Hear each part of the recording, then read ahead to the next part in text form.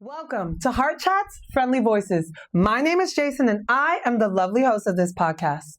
On this podcast, I will be chatting with individuals I have met all throughout my life as we discuss our unique experiences. I am very excited about today's guest. And if you're curious about what we're going to be discussing, go ahead and click that like and subscribe button, tune in, and welcome to the first episode.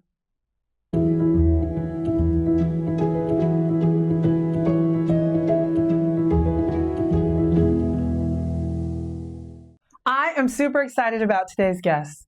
She's a medical professional. She's my friend. She's my mentor. I consider her a second mom. Please welcome Michelle. Thank you for being here, Michelle. I'm super excited to have you.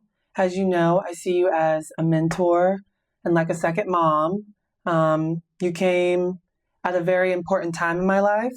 I was going through a huge transition, so I'm very, very happy to have you here. Why don't you go ahead and just tell us a little bit about yourself, where you're from, and what was your childhood like growing up? Wow, okay. Well, I'm Michelle Edwards. I grew up in Lee Summit, Missouri, a small farming town outside of Kansas City, which is no longer a small farming town. Okay. I walked to school through a cow field, a mile each way. Wow. Rain or snow, we walked. That does not happen today. I mean, maybe it does, but... I don't think so. Yeah. But there were four of us. We usually all walked together. Yeah. And it was a Catholic school. I was raised Catholic in a family of four, 2 boys, 2 girls. My brother, who is the younger of the brother, but older than me, was adopted. Okay. And I'm the baby. Wow. Yeah. So my parents met at college, at a Catholic college. And, you know, I was blessed in most ways compared to what kind of childhoods people have. But Yeah. I did grow up in a home with a very emotionally absent father, Yeah. shut down, and a very angry, controlling, domineering mother. Yeah. God rest her soul. She's passed away now. But I was a very inquisitive, intuitive person. I was writing poetries about the world when I was like 12 years old. So you were always just inquisitive and just... You all were just intuitive like that. I always saw things. I Yeah. always saw people and things. Yeah. And then I needed to write about it. Yeah. Yeah. And it's continued, but my focus was more outward, analyzing the family life, but I wasn't so good at always analyzing me. Yeah. And then I was in college and I didn't know what I wanted to be because I didn't know myself. Yeah. I knew what mom wanted me to be. So I never really knew myself. And so I just keep changing majors and majors and majors. I was going to be a sociologist. I was going to be an anthropologist, a Spanish translator, Yeah. all these different things. And then I missed a component also in my childhood. They discovered I could sing really early. Yeah. So they put me in voice lessons. But it was taught in such a very rigid way. And I was so full of rigidity and fear that to express myself with my voice, singing, was always very difficult. Yeah. But I was very good. And I, reached the peak of it in high school. And then when college came, I just had all this talent to sing, but I didn't have the capacity to Yeah. follow that path. It felt Yeah. too scary for me. The point is I ended up choosing nursing, which is something I never wanted to be, but I thought, well, I like to teach. Yeah. I like health. Yeah. I like people. So that's what I chose. And then a month before I graduated from nursing school, my mother died from breast cancer. Wow. And it was my first loss. Yeah. So my mother was like really my rock. So, and then I graduated, sat for boards, and then my car was packed to move to Nashville. Yeah. When I sat for that test for the NCLEX, and I came to Nashville to do songwriting and singing because my mother's death broke me open. It's the first thing that ever just really broke me open. And I was like, I am going to do what I want to do. Yeah. So, I mean, does that summarize my childhood? That's it. I mean, if we go beyond that, we're going to get No, that's great. That's wonderful. Oh my gosh. Wow. All right. So speaking about nursing and you stepping into that field, what is it like working in the nursing field? Well, Here we go. here we go. Yeah, this could be a podcast just separate on its own. Well, I was a nurse for almost 30 years now. Yeah. And I never worked in the hospital. I worked in every other area you could do, like in a doctor's office, in hospice, home health. I was an occupational wellness director in Nashville. But just in the last 3.5 years, I've gotten my taste of working in the hospital, as some nurses would say, true nursing. This is when you're a real nurse. So I've, maybe never thought I was a real nurse. So I have a stethoscope and I use it every day. Wow. I assess patients and chest compressions and code blues, rapids, all that stuff. So it's been the most stressful and intense job of my life. And I think that most nurses could say across the board, and people could agree with that. So it's I said this job, it teaches you about your codependencies. It brings up all your issues. Yeah. And it certainly did that. I mean, I was admitted into the hospital, I think 2.5 months after I started the job, from stress related symptoms that appeared to be like a heart attack. Wow. Because I was being triggered in every area. So I said to myself that you have to either accept the situation fully, or you have to try to change it, which is very difficult. Yeah. And accepting something is like learning to change yourself, or Yeah. you leave it. Yeah. So you're either going to go crazy in the medical field, you're going to go numb, Yeah. or you're going to go Buddha on it, Yeah. But it's a lot. Well, honestly, for me, the most stressful part is not even like the chest compressions or like dealing with someone's blood pressure dropping and, or blood sugar dropping and all the stuff I got to do because I become like a machine. But the greatest challenge for me was the relationship to The patient. toxic personalities. Yeah. Because, I mean, I'm not saying everyone that goes to the hospital is toxic. It's Right. just there is some kind of underlying probably emotional pattern that's been going on probably for a long time. And they come in, all wild and in that egoic dysfunction. And I've got to communicate and help a person. It's like helping a person who's swinging their fists at you. So I show them love and care. And I acknowledge that they're afraid and that we're going to help them. And these people are like, the nastiest, meanest person is just butter in my hands in like 1 minute. Yeah. But it's been hard won to do that. And I mean, I don't even respond if somebody's nasty. Yeah. Because it's not about me. But in the beginning, it was me. Oh God, I'm failing as a nurse. I'm something.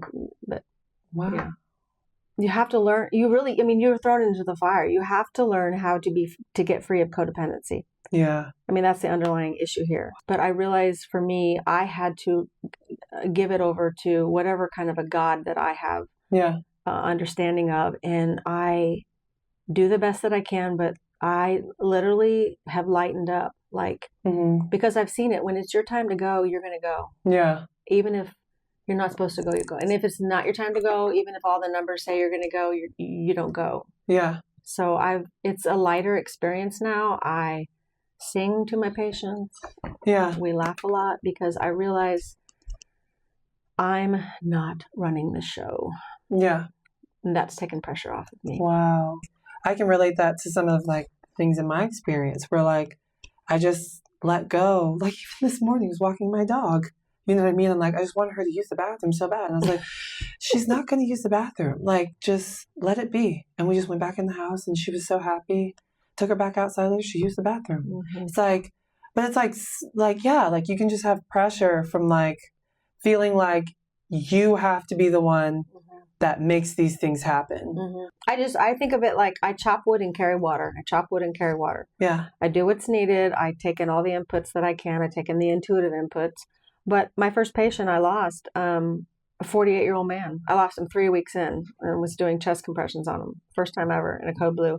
But after that experience, I was like in the corner at one point, completely frozen because people come rushing into the room. And I was like, they were asking, who's the nurse here? Who's the nurse? And I couldn't even speak. I was so like, Yeah. And so that one showed me right off the bat, okay, so that's person gone who probably shouldn't have died, but they did die, and it was their time. Yeah. There was nothing we could do to save them. Yeah. So yeah, but just knowing, just do what's needed, do what you know to do, and try to have a pretty good time and stay calm. And I pray a lot. Underneath my breath, I pray a lot because there are situations where you're like, oh my God, you have to give me the words to say. You have to tell me what I'm supposed to see. Yeah. And then I don't suffer it. Yeah. So with you being a nurse, What is your opinion on medication? I think medication is definitely needed in some situations Yeah. and with some disease processes.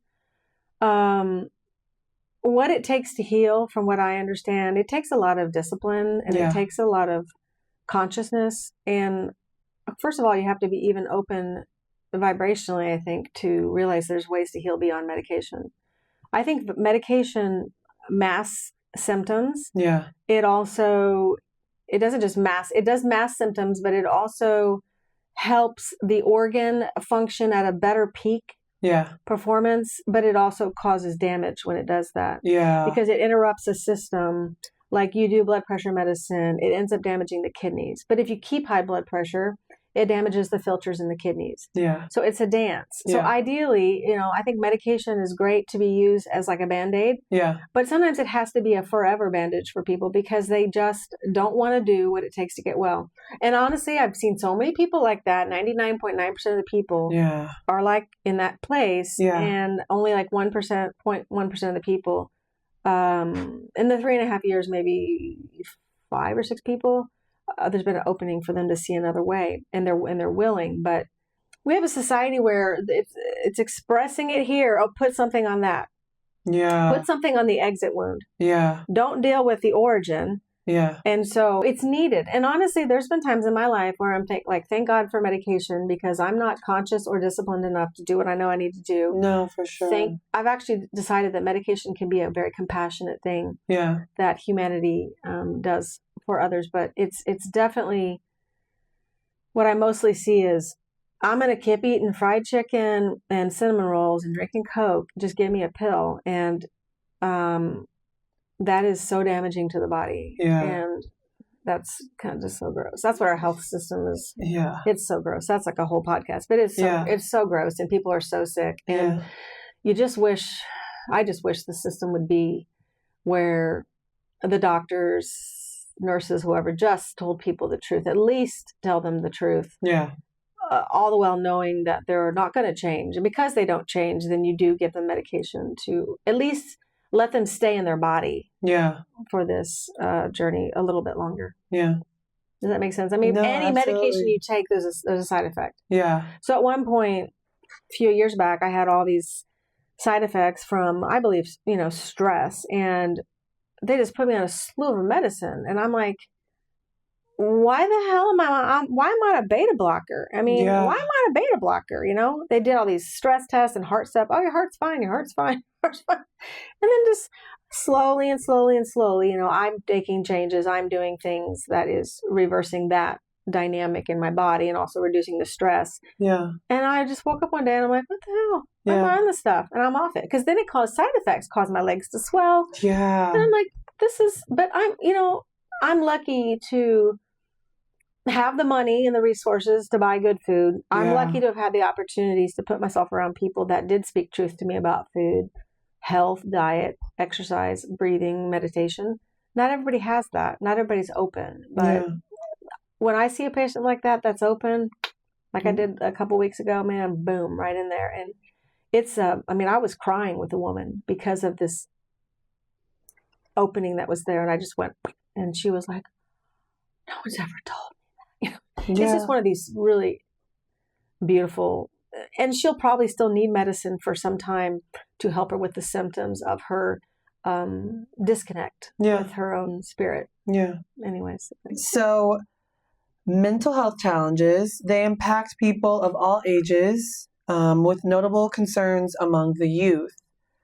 Anxiety being the top concern, especially in the wake of social media's influence, what, in your opinion, do you think is needed to start change or even resolve the mental health crisis we have here in the States?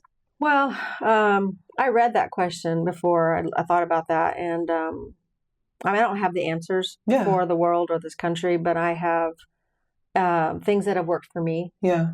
So if I see where my anxiety comes from, and I will tell you that it's taken me a lot of years to understand where my anxiety is coming from. Sometimes it can come from what I eat. I get that, or being tired or something like that. Yeah. Or some unresolved feelings that live in the body. But a lot of times it has to do with my trying to get my feeling of enoughness, my feeling of safety, my feeling of belonging, my feeling of love, any kind of security, emotional, financial security from outside myself. Yeah.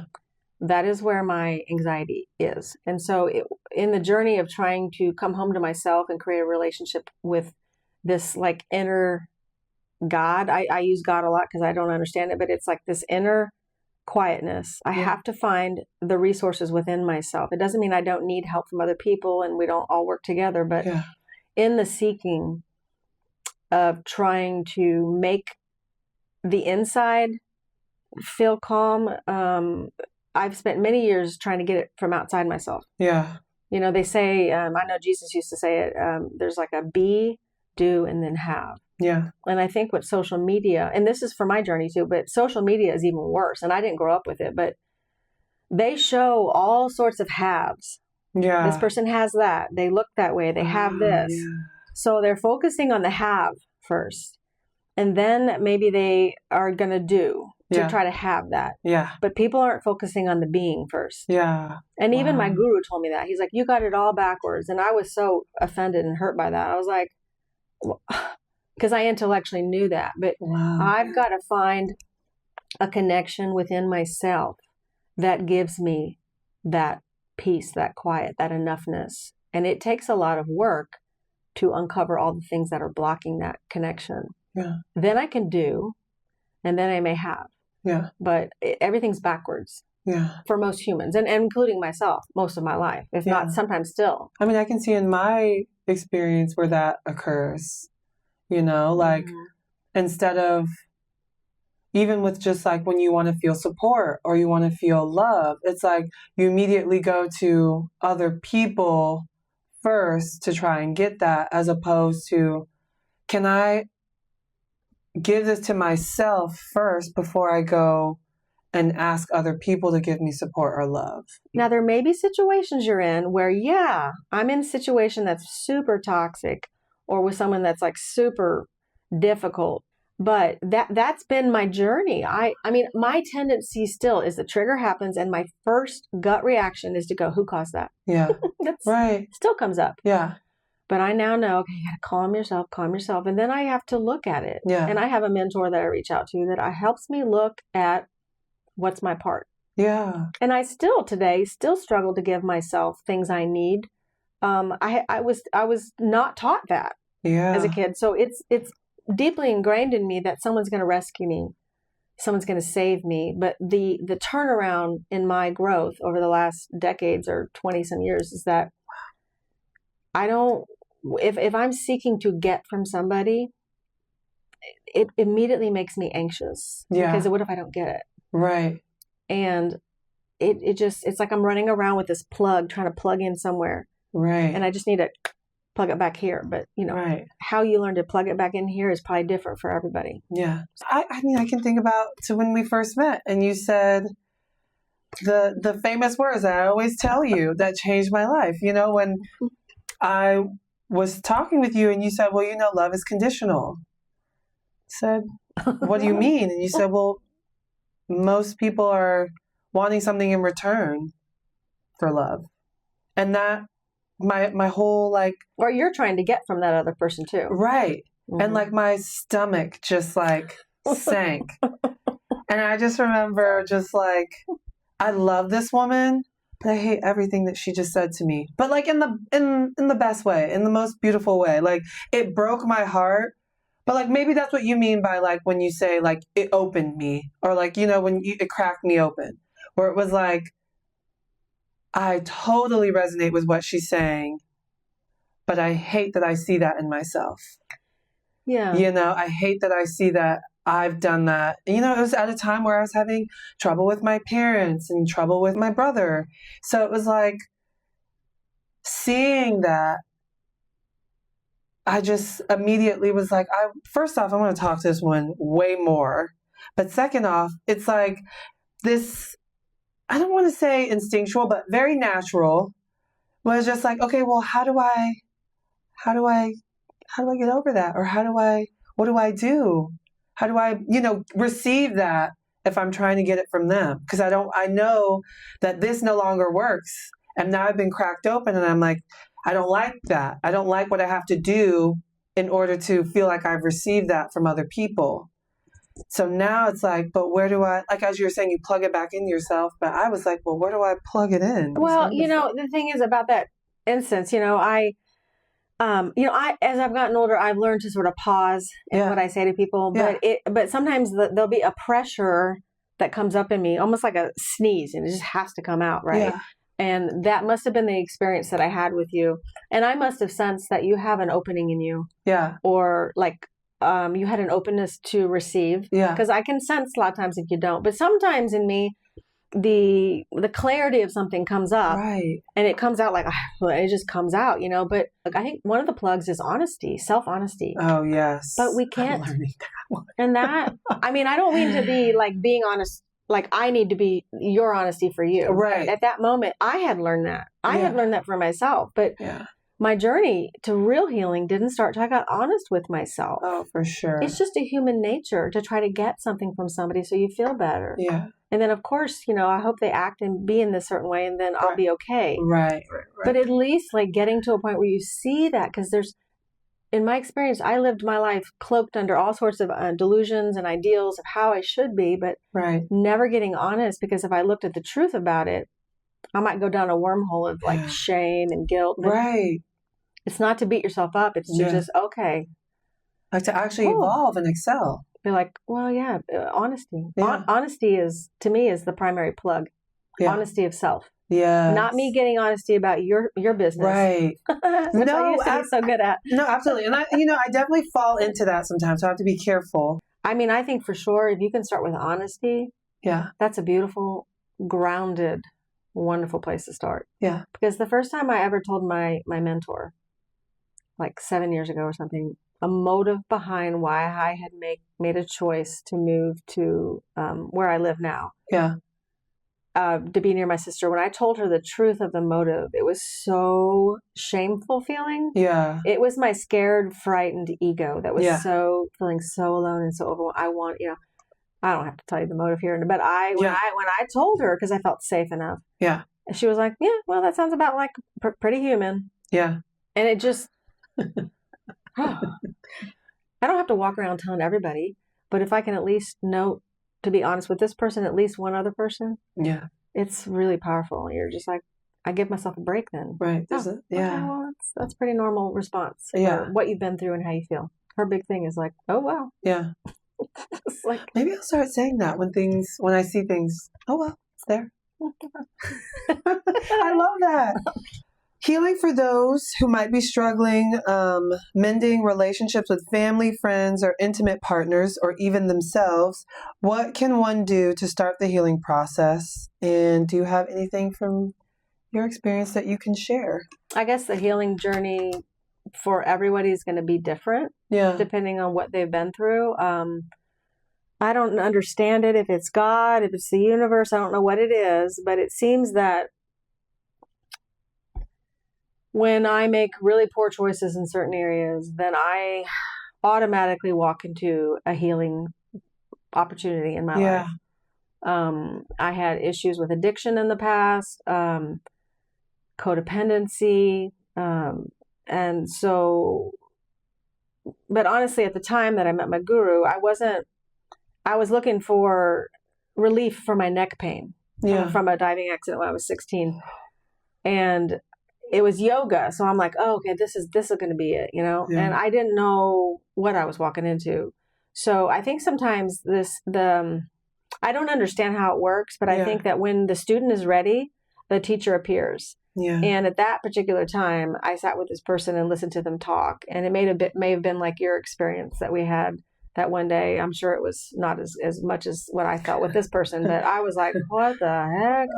This person was shooting out truth left and right, and it was pinging deep inside of me. Yeah. Like, I've been sensing that, but nobody outside myself has reflected that truth back to me. And I'm like, who is this? What is this? And so for a very long time, I went from like problems with addiction, like straight into like meditation and yoga. So that was my healing journey for a long time. But I also had issues with addiction. So I reluctantly you know, went into a 12-step group, and that, because of my ego, felt so beneath me. Yeah. And like, I've been around a guru and meditating. I am doing the higher healing stuff, right? Right. So like Yeah. crawling into a room with a bunch of people that have just dredged the bottoms of the bottom of the bottoms, and trying to realize that I was maybe not at the lowest level they had been at, but I was sure as hell headed there and had done plenty of my own like not so great things. So that became part of my journey. And then I decided to leave that many years ago and just do the spirituality and yoga meditation journey.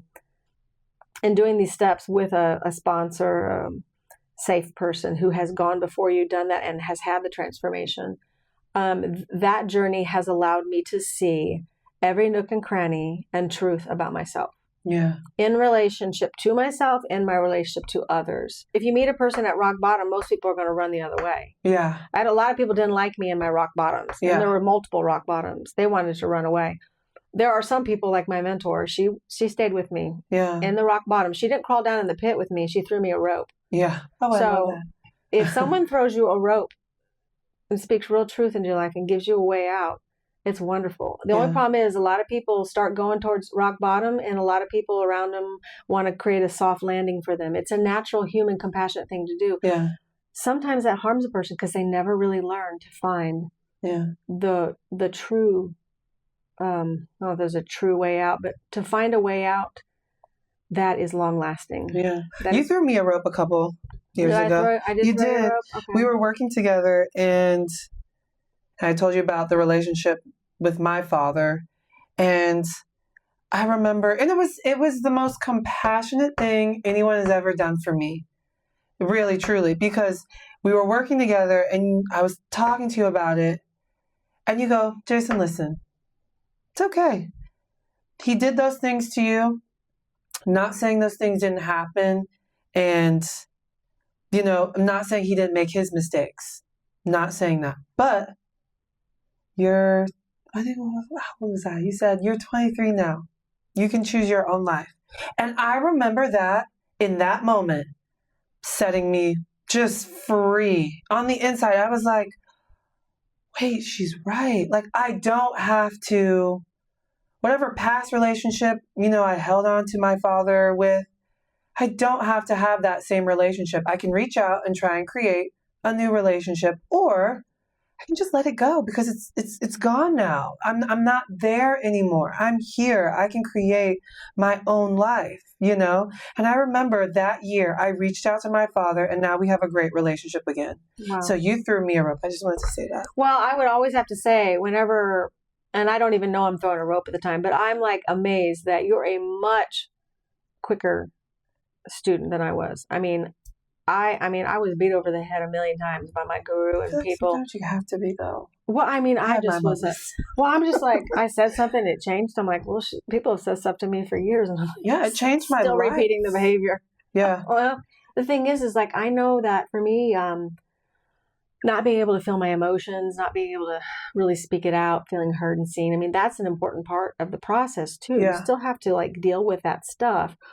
But ultimately, you really can't look at your part in it when you were a child. Yeah. But the only part in it now as an adult is that you hang on to it. Yeah. But it takes what it takes for everyone. But you're like a quick study. I mean, geez, Louise. Yeah. I mean, no, it really, you threw me a rope, and I have so many stories where you threw me a rope. Oh my God. A lot of people threw me ropes. I've been very blessed in my life. Yeah. I've always been hungry for feeling what I think other people have been feeling normally all their life. Yeah. Because the first time I tasted a chemical that shifted the way I felt, I had this experience like, oh, I felt this total relief. Like, this must be how other people feel. Yeah. And that's why they can function so well in the world and be successful and be happy and have marriages. And I thought, oh, I found the answer. Yeah. So I found an answer with chemicals, and it took me to the bottom. Yeah. Which opened the next door, which was for a time, the guru, the yoga, and then I hit a bottom with that. Was Wow, asked to leave. That yeah, was the biggest bottom I've ever had 13 years ago. yeah, And that opened the door to that. So I just think when the student is ready, the teacher will appear. I can get really proselytizing very easily, but I know not to do that so much anymore. But when I found the way, I think everybody else needs to do that way. But yeah. that's not the way. it's not the way. Yeah. I just need to be plugged in and then just chop wood and carry water. Yeah. I will probably never be this is the only way kind of person because I have too much compassion for my own personal journey. Yeah. I always research other, Jesus, other gurus, other masters, other Alan Watts, all these different sages and people that are still alive, Orthodox monks, everything. I'm seeking that. And I see this common thread, which is humility. Yeah. And still I was like, oh, okay. When the person that I call as myself, my body, my mind, my opinions, my thoughts about myself, my ambitions, when I can set those aside and let the power that animates this body just function in and through me. Yeah. That is what is humility. And any kind of a gift that I may have, it's not to a self-sacrifice, harming myself mode. But when I'm in a place of not thinking about myself, what do I want? How am I going to not get what I don't want? What are people thinking about? When I'm not in that place, right, I'm in humility. And you know what? It feels amazing. It does. And it doesn't mean that I function less or that I do less or that I don't brush my hair or I don't try to keep myself fit. It just means that I can plant that lemon tree and provide it good nutrients. But ultimately, the growing of that lemon tree, the flowering and the fruit, not really coming from me. Yeah. Okay. With all things that are happening in the physical world, news, politics, society's opinions, friends, relationships, all those things, your own thoughts, your own desires, your own dreams. How do you keep your humanity and what keeps that fire burning in you? Honestly, all I can say is all these outside influences on us, and I think more of an outside influence on us is the people that are directly physically in my world. Yeah. And are they trying to get something from me, or am I trying to get something from them? And then am I trying not to upset them, trying to please them? And so that dynamic can pull me away from my center. Yeah. Politics for sure can, especially right now. Yes. So I tried to get off of social media, put a big old official statement on social media to say that, and I only could get off Facebook. Yeah. So I'm still on Instagram and the news pops through. Yeah. It comes through so I'm watching it. And of course I'm just like, I'm just a compulsive little rat sometimes. Yeah. Oh, look, click on that one. That looks dramatic, and I go down the wormhole sometimes. So I have a lot more input from news than I ever used to before. Yeah. Now I like to be informed, especially right now. Yes. And that'll influence my voting decisions, but honestly, it's just most of the information that we're getting, 5% of it, 2%, 1% of it is actual facts. And then the rest of it is all people's opinions and drama around it. Yeah. And that said, on a larger scale, is the thing that on a smaller scale between myself and my inner drama, myself and my drama with other people, that removes me from that. I guess you want to call it humanity. It removes me from myself, my inner calm. So get the facts and get the hell out. Yeah. And I have to find a way to exist with this practical thing that things take money and you got to be responsible, while also allowing that the joy of life, the joy of expressing. I have to know how to express myself. Yeah. I mean, my guru once said to me, you need to express yourself and you need to strive. And it sounds so like, oh, duh. But I would be like, what does he mean?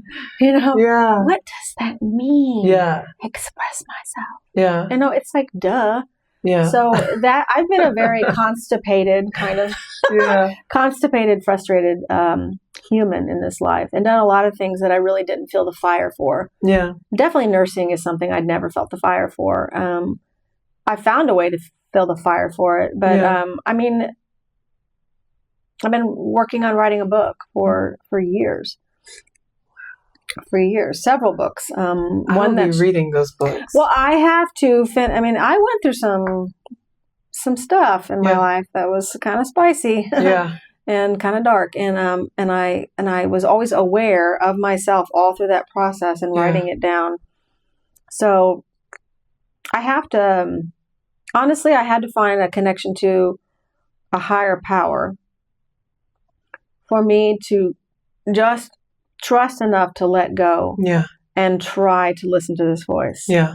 I know that sounds kind of hokey maybe, but that's what I've had to do, because I'm in self-survival, trying to make sure I control everything and everything's this way. And it puts out the fire. Yeah. Like, it's weird. I'm striving for more and more emptiness. Yeah. Empty enough to where the fire and the flame can come up through me and be expressed. Yeah. So, Yeah. so how do I keep my humanity? I have to stay conscious. I have to do the things that I do every day that keeps me conscious, that grounds me. And otherwise, I mean, I'm just sucked up in the compulsive drama of life. Yeah. And it's kind of fun for a while. It's kind of juicy, and Right. fun, but it always leaves me kind of ragged and lost. Yeah. And unfulfilled.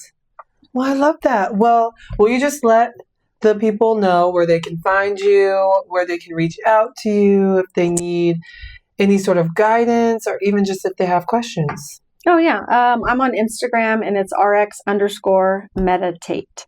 Perfect. Yes. I love that. Yeah, Well, thank you for being here with us today. I appreciate you. Like always, I always tell you, it's a joy to talk to you. You always bring me back to who I am, and that's why I call you my second mom, because I feel like anytime I'm in your presence, or even if I just hug you, like, I feel like I always come back home to myself. And so it's very, it's an honor and a privilege to have you as the first episode. Yeah. Yeah. Thank you. Thank you. It's so wonderful to know you. Thank you for having me. Yeah. Okay. Thank you guys for joining us here today on Heart Chats Friendly Voices. If you like what you heard and saw, go ahead and comment, like, and subscribe. I appreciate you being here with us today and hope that you will join us in the future. Until next time.